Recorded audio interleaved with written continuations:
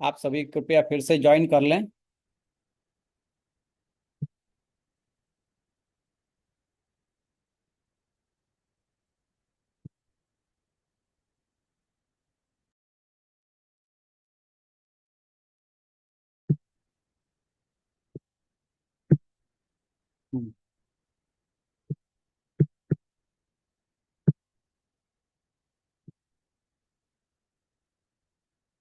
हाँ, तो ये हम देख रहे हैं ब्रह्म संबंध करणास दीजिए।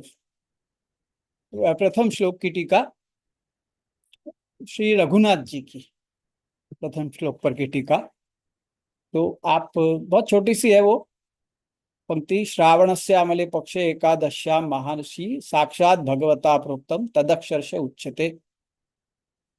अमले शुक्ले, अमल यानी शुक्ल पक्ष, महानिशी अर्धरात्रे। महानिशा का अर्थ है अर्धरात्रि को, साक्षात अव्यवधानेन, यानी किसी प्रकार का व्यवधान नहीं, यानी कि बीच में कोई मीडिया, कोई मीडियम के द्वारा नहीं, परंतु साक्षात भगवता, साक्षात भगवान के द्वारा यत प्रोक्तम, जो भी कहा गया, यत यत प्रोक्तम उपदिष्टम तदेव अक्षरशः अक्षरो अक्षरै ही। अब जो कुछ भी उपदेश भगवान ने उस समय श्रावण मास की शुक्ल पक्ष की अर्धरात्रि को, एकादशी के दिन अर्धरात्रि को जो कुछ भी उपदेश दिया, वो अक्षर अक्षर, एक एक अक्षर सहित, एक एक अक्षर का आशय सहित, पद्य वाक्य आदि रूप ही प्रदर्शते इत्य, यानी कि वो सब कुछ यहाँ पर प्रदर्शित, यानी कि कहा जा रहा है, दर्शित किया जा रहा है, बताया जा रहा है। ये श्री रघुनाथ जी ऐसी आज्ञा कर रहे हैं अपने प्रथम श्लोक की टीका में। तो ये बहुत छोटी सी है, इसमें अधिक कुछ आपको समझाने के जैसा मुझे लग नहीं रहा है, क्योंकि स्पष्ट है जो कुछ भी है। फिर भी यदि आप लोगों को कहीं कोई प्रश्न हो तो मुझे जरूर पूछ लीजिए। हम आगे अगली टीका को देखते हैं इसी श्लोक के ऊपर की। अगली टीका है श्री कल्याण राय जी की। श्री कल्याण राय जी आज्ञा, उनकी भी एक छोटी सी ही पंक्ति है, जैसे कि आप देख सकते हैं यहाँ पे। श्रावणे मासे शुक्ल पक्षे। जय जय, वो टैब शेयर, हाँ वो स्क्रीन शेयर नहीं है, जो दूसरा वाला हाँ, आप चीज दिखा रहे हो, वो ब्लैंक स्क्रीन आ रहे हैं। अच्छा।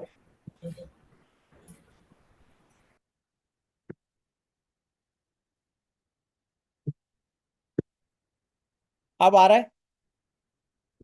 हाँ, ये हाँ, श्रावणे मासे शुक्ल पक्षे एकादश्याम अर्धरात्रे प्रत्यक्षेण भगवता यत् प्रोक्तम, प्रत्यक्ष भगवान के द्वारा जो कहा गया, तद अक्षर ही पद्यबंधे न कथ्यते इत्यर्थ।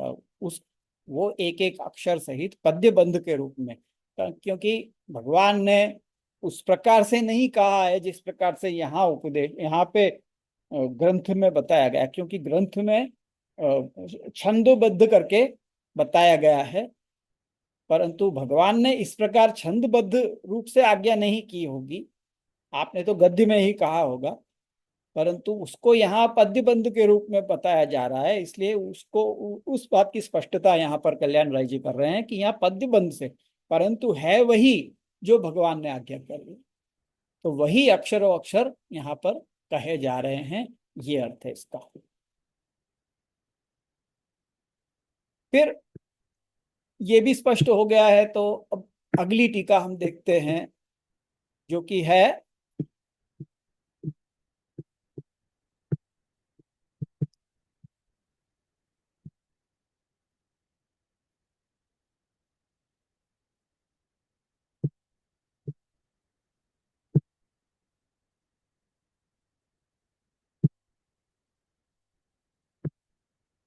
अगली टीका है वो शायद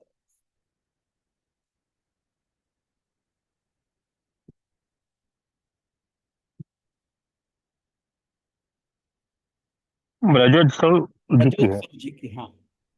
हाँ। तो ब्रजोत्सव जी की टीका है अगली। तो वो मैं शेयर करता हूँ आपके साथ में।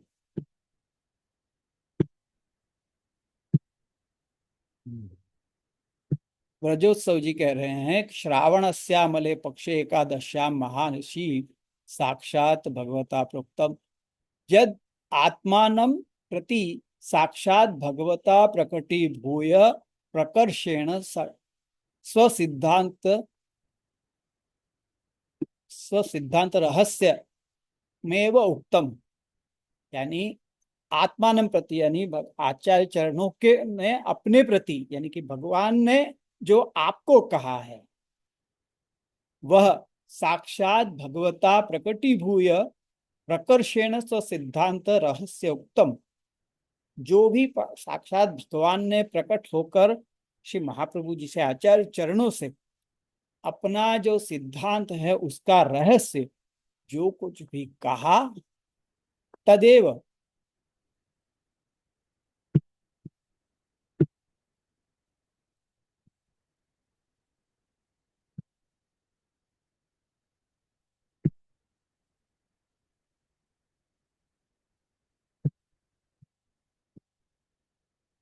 तद अक्षरशः यानी भगवदुक्तानि एव अक्षराणि। यानी अक्षरशः कहने से तात्पर्य यह है कि जो कुछ भी भगवान के द्वारा कहा गया वे सारे अक्षर तद अक्षर चिंतन अक्षर रचित पद्य बंधेन, वह एक एक अक्षर पद्य बंध के रूप में रचित करके बनाकर पद्य बंधेन प्रत्यक्षरार्थ विचारेण, एक एक अक्षर के अर्थ का विचार करते हुए वा तत् मया उच्यते, यानी वो मेरे द्वारा यहाँ कहा जा रहा है। ये आचार्य चरण यहाँ पर प्रतिज्ञा कर रहे हैं। तत्र कदा कस्मिन् काले वा एतदुक्तम इत्याशया माहु श्रावणस्य।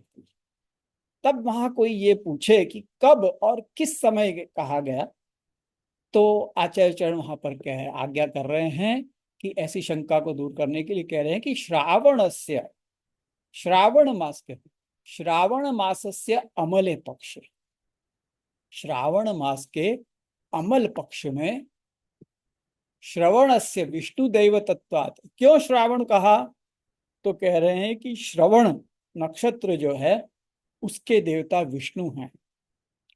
विष्णु देवतात्वात् तद उपलक्षित मासस्यापि तथात्वम। यही बात गोकुलनाथ जी ने भी कही थी कि विष्णु इस मास के देवता हैं, श्रवण नक्षत्र के देवता होने से इस मास का भी देवता विष्णु भगवान ही हुए, विष्णु ही हुए तथात्वम। अतएव लौकिक कार्येषु शून्यत्वेन गणनायामपि वैष्णव मंत्रोपदेशेषु प्रशस्त। श्रावण मास में यद्यपि लौकिक कार्य नहीं किए जाते, क्योंकि तब तक देव शयनी एकादशी हो चुकी होती है, वो 6 महीने में ही हो जाती है। तो लौकिक कार्य तो इस मास में नहीं होते, शून्य ही होते हैं। इसलिए कह रहे हैं कि लौकिक कार्येषु शून्यत्वेन गणनायामपि। लौकिक कार्य तो श्रावण मास में किए ही नहीं जा सकते, शून्यत्वेन उसकी गणना है। तथा गणनायाम अपि, ऐसा होते हुए भी वैष्णव मंत्रोपदेशेषु प्रशस्त, परंतु वैष्णव मंत्रोपदेश में प्रशस्त है। क्यों प्रशस्त है, प्रशस्त मतलब रेकमेंडेड, ये कह लीजिए। क्यों प्रशस्त है, क्योंकि इसके देवता विष्णु हैं। इस मास के और इस नक्षत्र के देवता विष्णु होने से इस मास में वैष्णव मंत्रोपदेश किया जा सकता है। जो भी भगवान द्वारा कहा मंत्र उपदेश वगैरह दिए जाते हैं उसका उसको रेकमेंड किया जाता है, तब वो प्रशस्त है, उसमें कोई मना नहीं है। तद उत्तम श्रावण सुख सुख संपत्ति रीति, ऐसा कहा गया है कहीं शास्त्रों में कि श्रावण में सुख संपत्ति प्राप्त होती है इस प्रकार की, यानी कि अलौकिक जो मंत्रोपदेश इत्यादि हैं, वैष्णव मंत्रोपदेश, उनसे सुख संपत्ति की प्राप्ति होती है। यहाँ पे लौकिक मत समझना आप लोग अर्थ, सुख संपत्ति यहाँ पर सब अलौकिक के अर्थ में ही है। तो तेन यथा श्रावण मासस्य दैवतम विष्णु तथा देवानां तत्रापि पुष्टिमार्गीयाणां दैवतम प्रभु साक्षात भगवान इति तेषां भगवदीयत्वमेव। क्योंकि वैष्णव मास है श्रावण मास और इसके देवता विष्णु हैं, तो उसी प्रकार देवों को भी, यानी कि जो दैवी जीव हैं, देवानाम का अर्थ है दैवी जीव, जो दैवी हैं ऐसे दैवी जीवों के लिए भी, और उसमें भी विशेषकर पुष्टि मार्गीय दैवी जीव जो हैं, तत्रापि पुष्टि मार्गीयाणाम दैवतम प्रभु साक्षात भगवान इति। तो इनके जो देवता हैं पुष्टि मार्गियों के लिए तो प्रभु साक्षात भगवान ही हैं।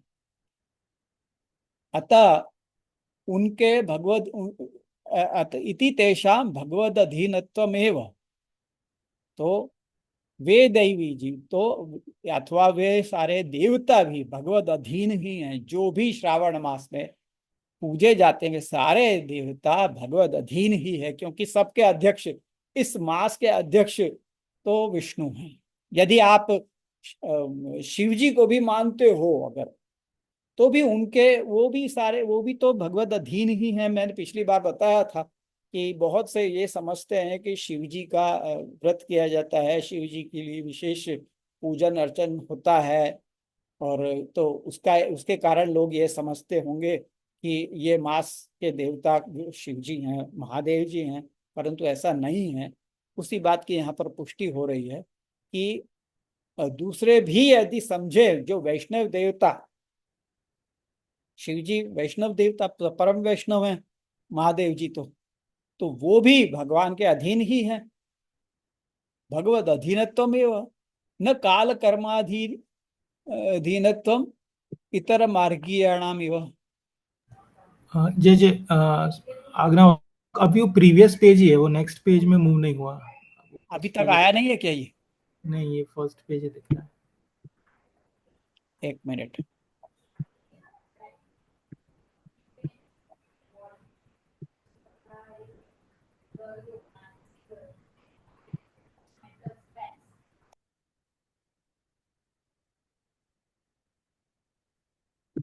ये मैंने शेयर तो किया है।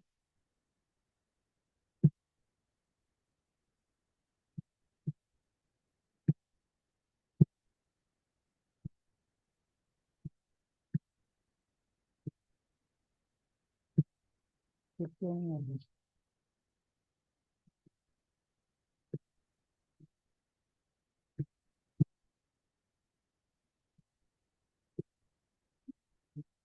पहले के सारे बंद कर देता हूँ फिर शायद बात।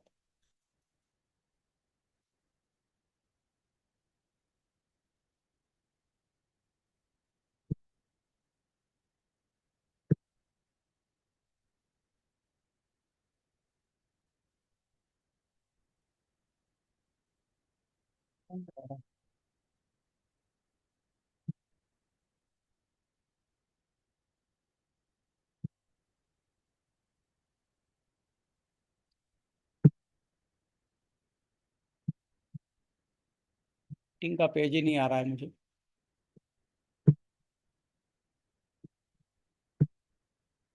हाँ,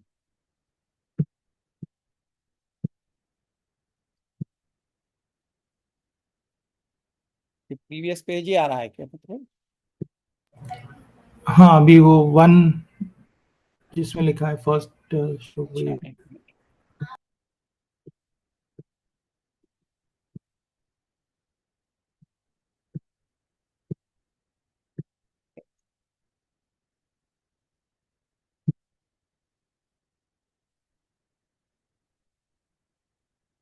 अभी भी वही है ना?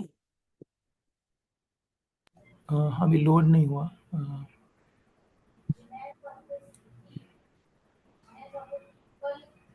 हाँ अभी आ गया। अबे आ गया। हाँ हम्म।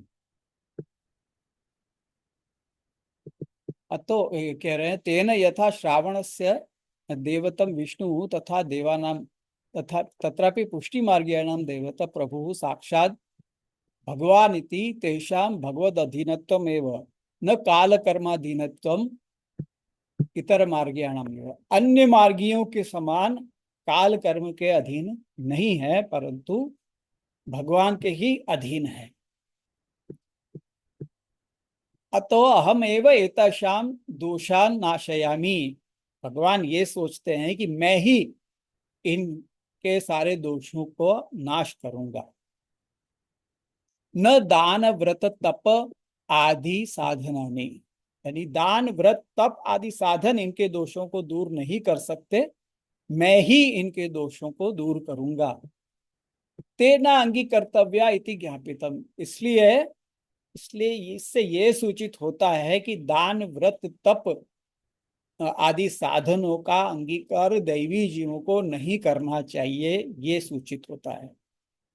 क्योंकि इस मास के देवता विष्णु हैं और भगवान स्वयं हैं, और आप ही उनके दोषों को दूर करेंगे। ये सारे साधन दोषों को दूर करने में समर्थ नहीं है। ननु, अब एक शंका उठाई जा रही है, ननु तथापि भगवता ते दोषा नाशिताश्चेत् तदा अंगीकर्तव्या इति चेत्, तथापि भगवता ते दोषा नाशिताश्चेत् तदा अंगीकर्तव्या इति चेत् तत्राहुः अमले पक्ष इति।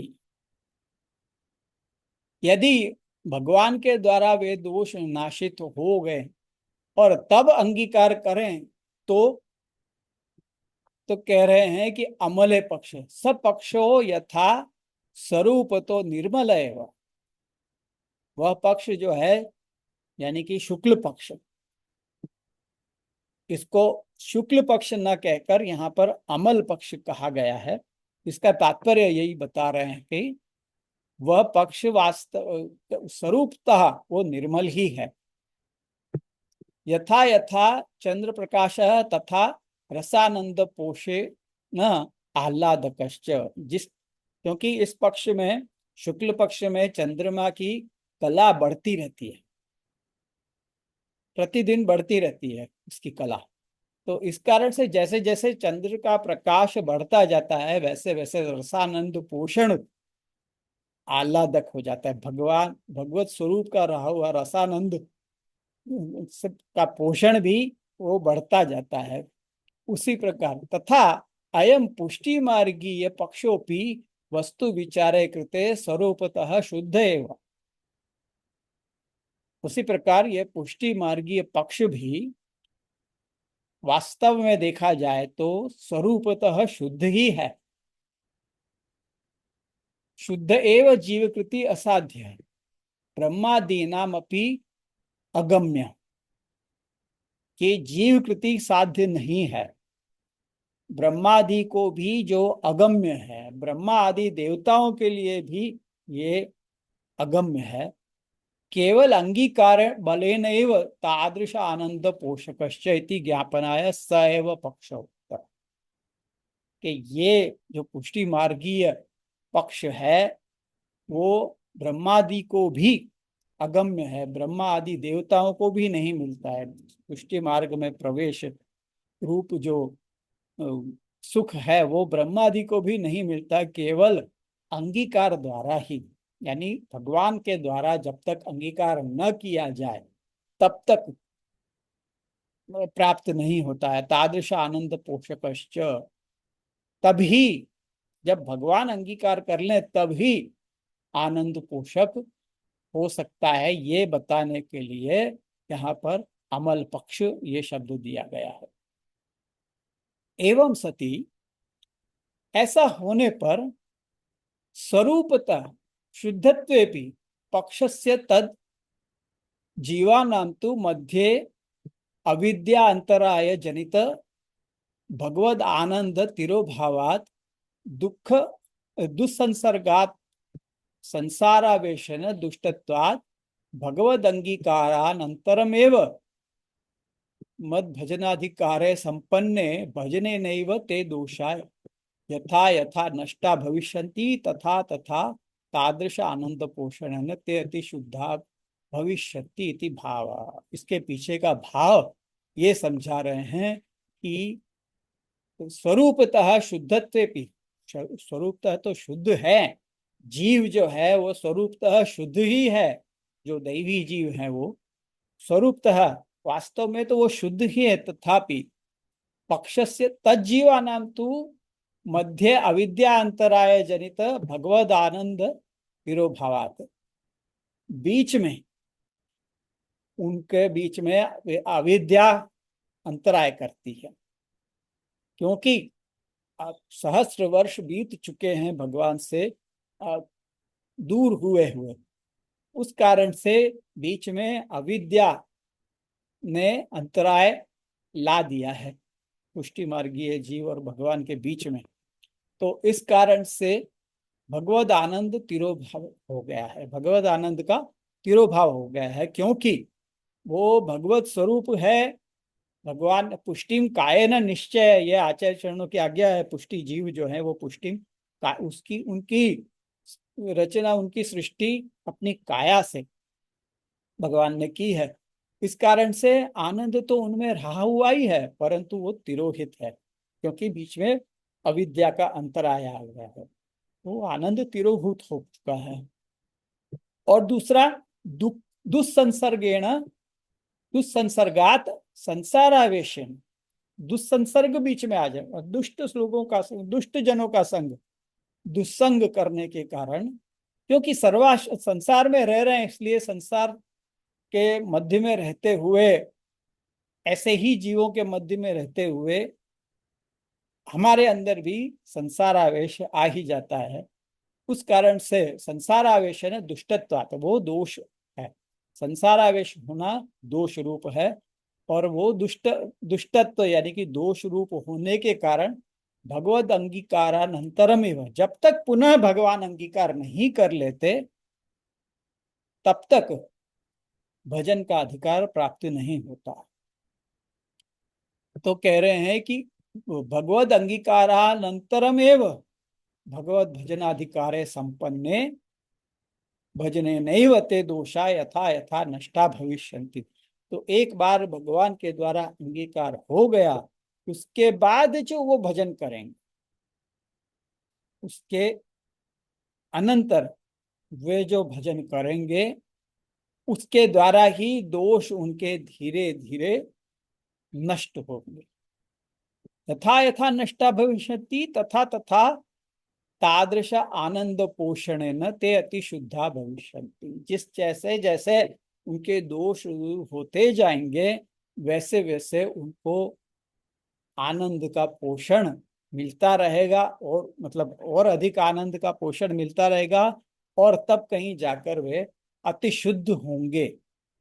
ते अति शुद्धा भविष्यन्ति इति भाव। तो यहाँ अमल पक्ष कहकर, जैसे उसमें जो ये बात बताई गई कि एक एक जैसे जैसे बढ़ती है, एक एक दिन बढ़ता है, वैसे वैसे चंद्रमा की कला बढ़ती जाती है। तो उससे यही सूचित हो रहा है कि जैसे जैसे भगवान के द्वारा अंगीकार होने के बाद में जीव उस प्रकार से भक्ति करने लगता है, उस प्रकार से भजन करने लगता है, वैसे वैसे भगवान उसको अपने आनंद का दान करते जाते हैं। और फिर जैसे पूर्णिमा के दिन, पूर्णिमा की रात्रि को जैसे चंद्रमा अपने पूर्ण कला से प्रकाशित होता है, उसी प्रकार से जीव भी अति शुद्ध हो जाएगा, ये भाव है। अब शास्त्रों में तो ये कहा गया है कि भोग के द्वारा ही किए हुए कर्म नष्ट होते हैं, यानी अगर आपने सत्कर्म किए हैं तो उन सत्कर्मों का जब पुण्य आपके जो अर्जित हो जाते हैं, पुण्य इकट्ठे हो जाते हैं, तो उनका भोग कर लेने के बाद ही वो खत्म होते हैं, अथवा जो पाप इकट्ठे हो गए हों, तो वो पाप का भी भोग कर लेने के बाद में वो नष्ट होते हैं। तो उसी को लेकर ये शंका उठाई गई है अगली। कह रहे हैं कि ननु भोगम विना कथम नष्टा भविष्यन्ति। जो प्रारब्ध कर्म हैं उनका तो भोग हो तभी वो नष्ट होते हैं, तो भोग बिना ये कैसे नष्ट हो जाएंगे। तत्राहु एकादशान्ति। उस शंका को दूर करने के लिए जो श्लोक में एकादश्याम शब्द दिया गया है उसके ऊपर ध्यान दें। कह रहे हैं कि एकादशी हरिदिन उच्यते। एकादशी जैसे श्रावण मास वैष्णव मास है, वैसे उसमें जो एकादशी है वो विशेषकर हरिदिन है। एकादशेन्द्रिय शोधिका च, वो हरिदिन कहा जाता है, इसलिए इस दिन विशेषकर भगवत भजन आदि करने का विधान कहा गया है। तो वो हरिदिन है, और दूसरा एकादश इंद्रियों के शोधक है। शोधक का अर्थ है उसको शुद्ध करने वाली है। हरिस्तु भक्तानां दुख हरता। हरि क्यों कहते हैं भगवान को, क्योंकि भक्तों के दुख का वो हरण करते हैं, इसलिए भगवान हरि कहलाते हैं। यदि मर्यादा मार्गे भी दुखम न सहते तर्हि पुष्टि मार्गे सूत्रम न सहते इति भक्तानां दोष भोग क्लेशम न कारयति इति भाव सूचिता। क्योंकि एकादशी यहाँ पर शब्द दिया गया है एकादश्याम महानिशि, उससे ये सूचित हो रहा है कि वो हरि दिन है। सबसे पहले तो एकादशी जो है वो हरि का दिन है। और हरि क्यों कहते हैं भगवान को, क्योंकि भगवान भक्तों के दुखों का हरण करने वाले हैं, इसलिए आपको हरि कहा जाता है। और जो एकादशी होती है वो एकादश इंद्रियों का शोधन करती है, शुद्ध बनाती है उनको।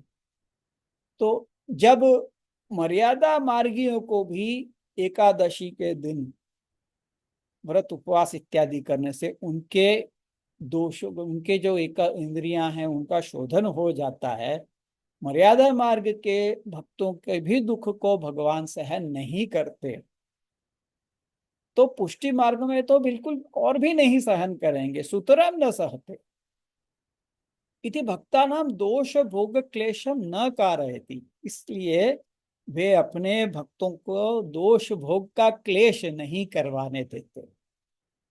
आप उनके दोषों का वैसे ही निवारण कर देते हैं बिना भोग के ही। आपने वो वार्ता प्रसंग तो सुना ही होगा कि गिरधर जी को गोसाई जी ने आज्ञा करी, कोई जीव आया शरण में, और उस दिन श्री गोसाई जी ने गिरधर जी को आज्ञा करी कि आप उस जीव को अंगीकार करो, उनको उसको ब्रह्म संबंध का दान दो।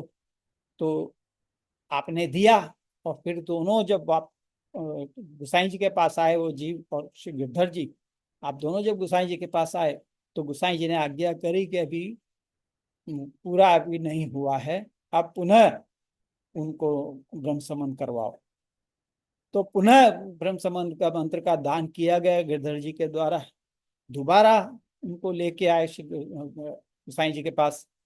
आपने पुनः एक बार कहा कि अभी एक और बार करवाना आवश्यक है, तो पुनः लेके गए और पुनः करवाया। ये तो ऐसे होता नहीं है। ये एक एक्सेप्शनल केस था कि जिसमें श्री गोसाई जी ने 3 बार ब्रह्म संबंधी मंत्र का दान करवाया गिरधर जी से किसी जीव के लिए। तो उसका कारण फिर भाव प्रकाश में हमको फिर मिलता है कि जिसने कहा कि उनको 3 जन्म का अंतराय था, वो एक ही बार में पूरा करवा दिया।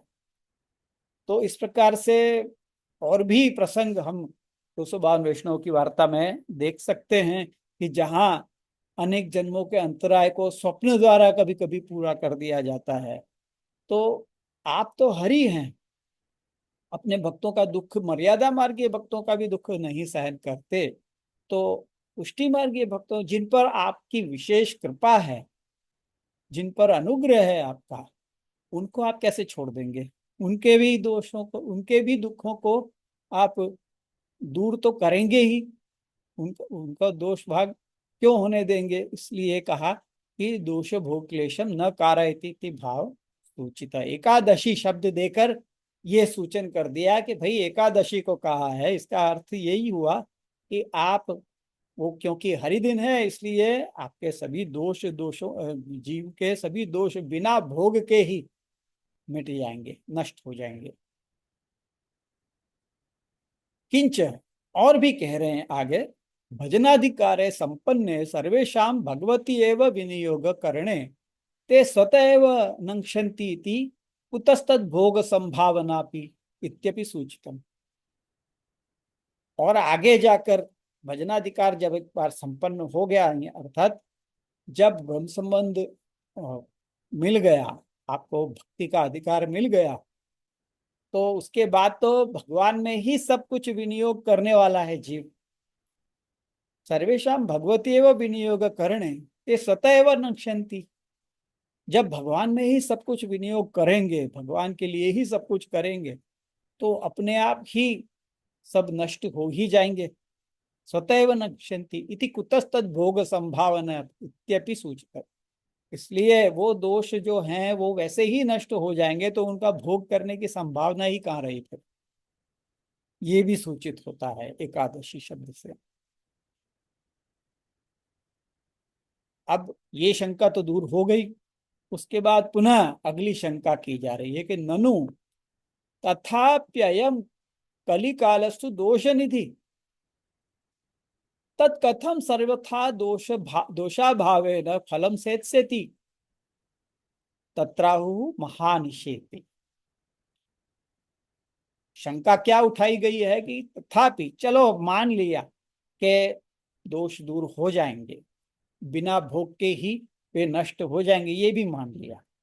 तथापि कलिकालस्तु दोष निधि, कलिकाल जो है वो तो दोषों का भंडार है। दोष निधि, निधि का अर्थ होता है भंडार, तो दोषों का भंडार है कलिकाल। तो तत्कथम सर्वथा दोषाभावेन फलम सेत्स्यति, तो सर्वथा दोष का अभाव हो जाएगा और फल को प्राप्ति कर लेगा, ये कैसे मान लें हम? ये तो कलिकाल है तो पल पल में दोष होते हैं। तत्राहु महानिशीति, उस शंका को दूर करने के लिए महानिशी शब्द यहां पर दिया गया है। ये महानिशी शब्द क्या कह रहा है? महानिशा आसुरी वेला महादोष रूपा। जो महानिशा होती है वो आसुरी वेला कही जाती है। जो निशाचर घूमते हैं, आसुरी जीव भटकते हैं, मिल जाते हैं, तो महादोष रूपा ये जो समय है, महानिशा का जो समय है, अर्धरात्रि का जो समय है, वो महादोष रूप कहा गया है। परंतु पुष्टि मार्गीयाणाम अर्थे तस्मिन्नेव समये तान दोषान दूरीकृत्य प्रकटो जातः तथा अत्रापि अयमेव कालः साधको भविष्यति इति तथोक्तम। तो महानिशा को ही तो भगवान का प्राकट्य हुआ है। भले महानिशा आसुरी वेला कही जाती है, परंतु सब पर कृपा करने के लिए भगवान का जो पूर्णावतार हुआ वो भी तो महानिशा को ही हुआ है। तो भगवान स्वयं उस काल को साधक बना दे रहे हैं अपने प्राकट्य से। यहाँ प्रमेय बल काम कर रहा है।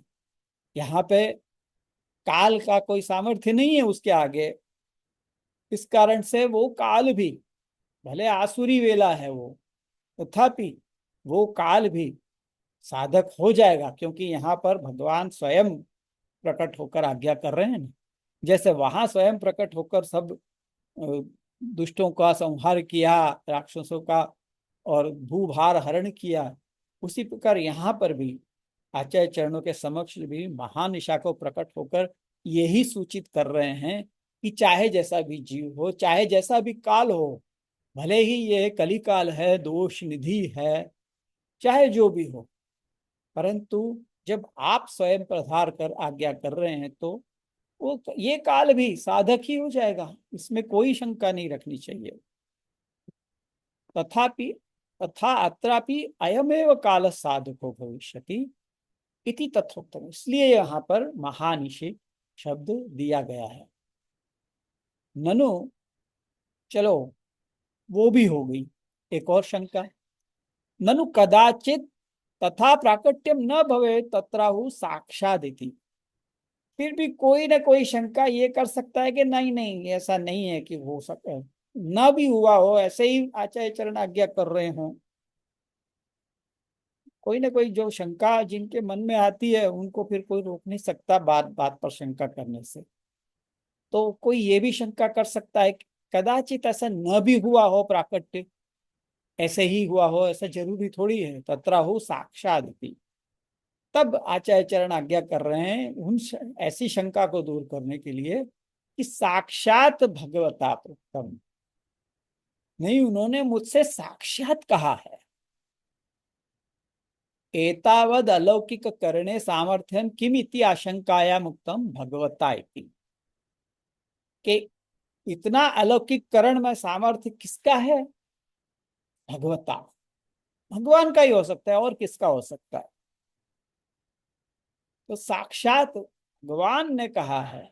एक तो साक्षात कहा है और दूसरे किसने कहा है? भगवान ने स्वयं। अलौकिक ऐश्वर्य आदि ना स सर्वकरण समर्थ।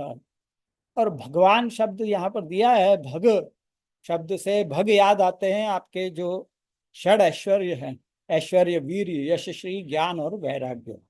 तो इसमें जो ऐश्वर्य गुण है वो क्या दर्शाता है? कि आप सर्वकरण समर्थ, कर्तुम अकर्तुम अन्यथा कर्तुम सर्व समर्थ, सर्वकरण समर्थ आप भगवान हैं, इसलिए आप ये कर सकते हैं। इसमें कोई ये अलौकिक करण में सामर्थ्य तो आप ही का है। एवं सती एतावत सर्वाभिप्राय ज्ञापनाय रावण से इत्यादि पदै ही समयो उक्त है। तो ये सारा कुछ अभिप्राय बताने के लिए ही श्रावणस्या अमले पक्षे एकादश्याम महानिशि साक्षात भगवता, ये सारे शब्द जो दिए हैं वो इसी कारण से दिए हैं कि ये सबसे अभिप्राय ये पता चले, समय से पता चले कि हाँ कोई अगर ये कह रहा है फलाने ने मुझसे कहा है, तो भाई कब कहा, कैसे कहा, ये कोई पूछे तो जब समय इत्यादि के साथ में बता दिया जाए कि फलाने दिन फलाने समय मुझसे कहा है, तब उसकी गारंटी हमको मिल जाती है कि हाँ नहीं कहा होगा, तभी ये एक एक समय एक एक चीज पक्के बता रहे हैं। तो इसीलिए यहाँ पर भी आचार्य चरण उसी आशय से समय, दिन और का उस दिन का कौन सा समय, ये सब कुछ आप यहाँ वर्णन करके कह रहे हैं कि उस समय साक्षात भगवान ने मुझसे आज्ञा की।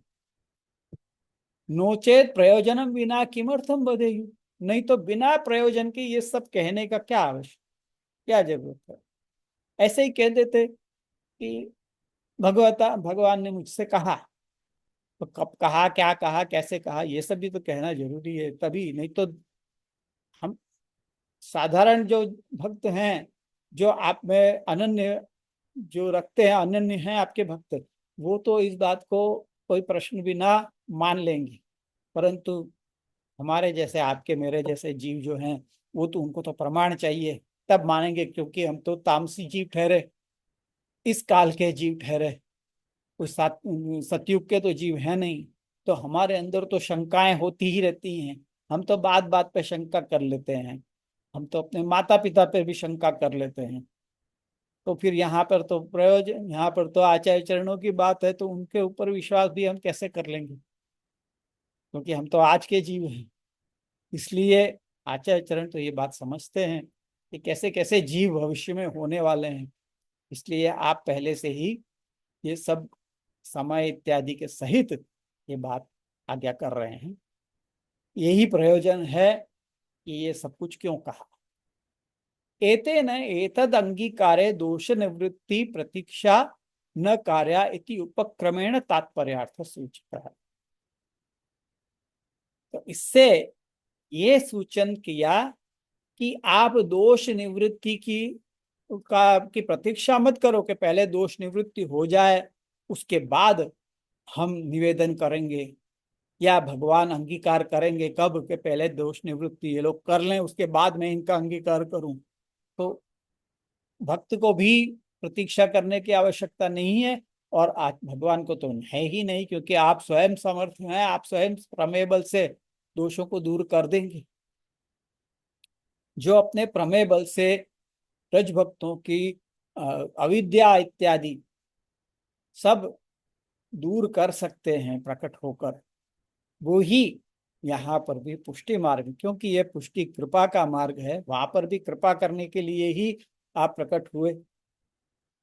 देवकी जी के और यशोदा जी के वहां आप अपने भक्तों को आनंद दान करने के लिए, कृपा करने के लिए ही प्रकट हुए हैं, और यहाँ पर भी कृपा करने के लिए ही प्रकट हुए हैं। जीव के दोष किस प्रकार से दूर होंगे, ये जो प्रश्न था उसका उत्तर देने के लिए ही, क्योंकि आप पुष्टि प्रभु हैं, पुष्टि पुरुषोत्तम हैं, इसलिए आप इस कारण से दोषों को दूर करने के लिए आप स्वयं सामने चलकर आप पधारे हैं, और आपने ये सब आज्ञा करी।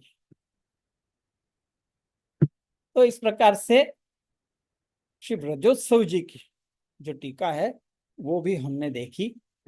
अब एक दृष्टि हम एक और इसकी कर लेते हैं।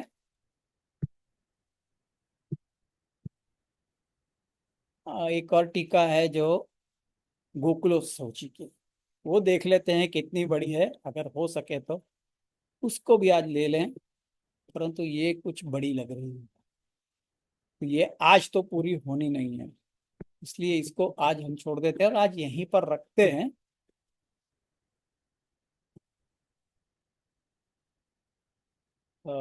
रजोत्सव जी की टीका तक।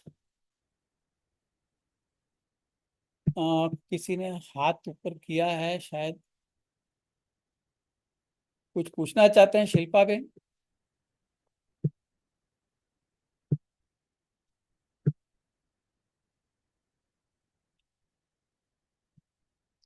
शिल्पा बेन कहीं पूछू છે? રાજેજી બાય મિસ્ટેક થઈ ગયું લાગે છે. अच्छा अच्छा, ठीक है। तो आज अपन यहाँ रखें, रजोत्सव जी की टीका तक देखने के बाद आप लोगों को कोई प्रश्न है आज के सत्र के उसमें? ઠીક છે, અમે હાથ ઉપર કર્યો છો, દંડ પ્રણામ જીજે. हाँ જીજે સુનાવડું છું, દંડ પ્રણામ. हाँ हाँ, शुरू बोलो। હા જીજે, એક ક્વેરી હતી જીજે, આમાં એમ લખ્યું છે ને જીજે हम्म, કે દાન વ્રત તપ એને સાધન રૂપે નહીં કરવાના, हाँ પણ આપણા એટલે કરવાના તો ખરી કે ખાલી સાધન નહીં ગણવાના, એ થોડી ક્વેરી થઈ છે એમાં. હા, કરવાના તો ખરા જ, કેમ કરવાના એ સમજવાનું જરૂરી છે કે હા આ શાસ્ત્રોમાં આજ્ઞા કરેલી છે કે આ ફલાણા મહિનામાં દાન કરવું, આમ કરવું, જેમ આપણે અક્ષય તૃતીયાના દિવસે કુંભદાન કરીએ છીએ, અને આ જે આવે છે હવે શ્રાદ્ધ પક્ષમાં પણ આપણે આ કરીએ છીએ, દાન આદિ કરીએ છીએ, તો એ આપણે દોષ દૂર કરવાના હેતુથી નથી કરતા, ત્યાં હેતુ હા બદલી જાય છે। ત્યાં અહીં હેતુ કેવલ અને કેવલ ભગવદ આજ્ઞા પાલનનો જ છે, એનાથી આપણને કઈ એ મળશે એ ભાવથી નહીં, એનાથી એટલે ઓકે એ સાધન થઈ ગયું। સમજો આપણે એમ કરીને કરતા હોઈએ કે આ કરવાથી મારા દોષ દૂર થશે તો હું આ કરું, તો એ નહીં કરવું, એના માટે ના પાડી છે દાન વ્રત જપ વગેરે જે છે। પણ હા, ભગવદ આજ્ઞા છે, ભગવાને આજ્ઞા કરી કે આમ કરવું છે તો આપણે કરવું છે, શાસ્ત્ર આજ્ઞા એ ભગવદ આજ્ઞા છે, એટલે ભગવદ આજ્ઞાનું જી જી પાલન કરવું એના માટે આપણે કરતા હોઈએ તો પછી એમાં દોષ નથી। પણ એ કર્યા પછી એક્સપેક્ટેશન નહીં રાખવી જોઈએ કે મને 80G નું આ મળી જાય, એક્સેપ્શન મળી જાય હા એમ। જી, દંડ પ્રણામ. હા, આશીર્વાદ। બીજું આપની આજ્ઞા હોય તો પ્રશ્ન નથી, પણ આમાં ખાસું લાઈક ડીપમાં સારું સમજાવ્યું કે મહાનિશી વર્ડ કેમ યુઝ કર્યો, એકાદશી વર્ડ કેમ યુઝ કર્યો. સો આઈ થિંક હા એ રીતે કશું લાઈક ઇન્ટરેસ્ટિંગ હતું આ વાળું, કે હા એક હા એક વર્ડમાં ડીપ મિનિંગ છે. એટલે ઇટ્સ નોટ કે ખાલી નોર્મલ મિનિંગ સમજી લો તો થઈ જાય. એટલે બરાબર દરેક it's a very layered sort of approach, કે એક એક લેયરમાં બહુ બધા મિનિંગ્સ છે. હા હા એટલે એક એક વર્ડ બરાબર છે કે એક એક શબ્દ શા માટે મૂક્યું છે, તો એ દરેક વસ્તુનું કંઈ પ્રયોજન છે. કેમ આપણે મૂક્યું, એમને એમ કઈ કહી નથી દીધું કે ચલો શ્રાવણસ્યામલે પક્ષ એકાદશ્યામ મહાનિશી કહી દીધું. એક એકની પાછળ કારણ છે, રાઈટ. એક અક્ષરનું કંઈક કારણ છે, એ કારણથી મૂકેલું છે. ઠીક છે, और कोई प्रश्न? હા જે જે દંડોત પ્રણામ. हाँ આપણા બધા हाँ દોષો, बोलिए। જે તે દંડોત પ્રણામ, દોષો નિવૃત્ત થઈ જાય हाँ બ્રહ્મ સંબંધ લેવાથી. हाँ અત્યાર સુધી આપણે એ રીતના સમજ્યા કે આપણા જે પણ દોષો એ દૂર થઈ જાય. हाँ તો બ્રહ્મ સંબંધ લીધા પછી हम्म સેવામાં પણ કદાચ કઈ આપણાથી દોષ થાય, हाँ કઈ પણ ભૂલચૂક થઈ હોય કે તો એની નિવૃત્તિ થતી રહી કે પછી સમજવાનું છે. એટલે કહેવાનો શું તાત્પર્ય છે તમારો કે એ પ્રોસેસ ચાલુ રહે છે કે શું? હા હા હા બિલકુલ બિલકુલ. એ વસ્તુ આપણે જોઈશું ને આગળ આ ગ્રંથની અંદર, પણ તેમ છતાં હું કહી દઉં છું કે પ્રોસેસ ત્યાર સુધી ચાલતી રહેશે જ્યાર સુધી તમારી સમર્પણની પ્રોસેસ ચાલતી રહેશે. બિલકુલ. એટલે એક વખતનું સમર્પણ નથી, પણ નિત્ય સમર્પણ છે. એવું નથી કે એક વખત બ્રહ્મસમન લીધું એટલે આગળ પાછળના બધા જ સમર્પિત થઈ ગયા, એવું નથી. ભૂતકાળ સમર્પિત થઈ જશે, પણ ભવિષ્યના હા જ્યાં સુધી સમર્પણ ચાલુ રહેશે ત્યાં સુધી. હા આ પ્રોસેસ છે સમર્પણનું પ્રોસેસ તો આજીવન ચાલતા રહેવાનું છે, તો જ થશે. ને બિલકુલ. ને જે સપનાબેને જે સવાલ પૂછ્યો હતો ને, હા હા દાનના વિષયમાં, જે મેં એના માટે પણ વાંચ્યું હતું. તો હા આપની આજ્ઞા હોય તો હું સંભળાવવા માંગુ છું. હા બોલો. એ મેં ઋતુ ઉત્સવ મનોરથ જે છે ને, સેવા ઋતુ ઉત્સવ મનોરથ, હા એ પુસ્તકના અંદર વાંચવામાં આવ્યું હતું. અને જે આપ કહી રહ્યા છો, હા અક્ષય તૃતીયાના દિવસે કુષ્માંડનું દાન કરવામાં આવે છે. હા તે દાનના સંકલ્પ પણ અક્ષય એવું કહેવામાં નવમી ને આવે. દિવસે કુષ્માંડનું. અચ્છા અક્ષય તૃતીયા નહીં જે નહીં, અક્ષય તૃતીયાને દિવસે તો આપણે જલકુંભનું દાન કરવામાં આવે છે, અને અક્ષય અચ્છા નવમી જે આવે ને તો અહીંયા, હા પ્રબોધની તો printing mistake might be, printing mistake હોઈ શકે. કુષ્માંડનું હા દાન તો અક્ષય નવમી ના થાય છે. હા તે સંકલ્પમાં પણ એવું કહેવામાં આવે છે કે આ દાનનું પુણ્ય પ્રભુને મળે. પુણ્ય પ્રભુને મળે એમ નથી કહેવામાં આવતું, પણ અચ્છા ગોપીજન વલ્લભ પ્રીત્યર્થમ એમ કહેવામાં આવે છે. અચ્છા અચ્છા ગુરુજીને શું બરોબર પુણ્યની જરૂર છે?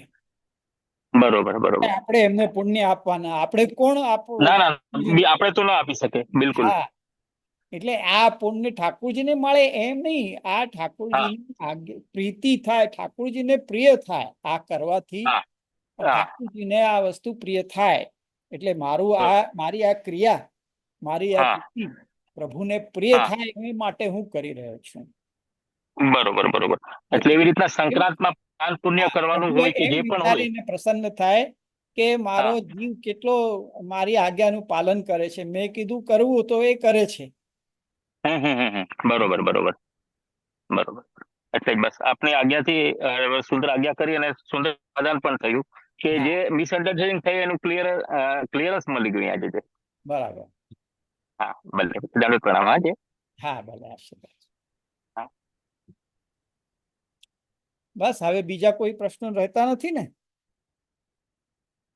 તો આપણે અહીંયા રાખીએ છીએ. ભલે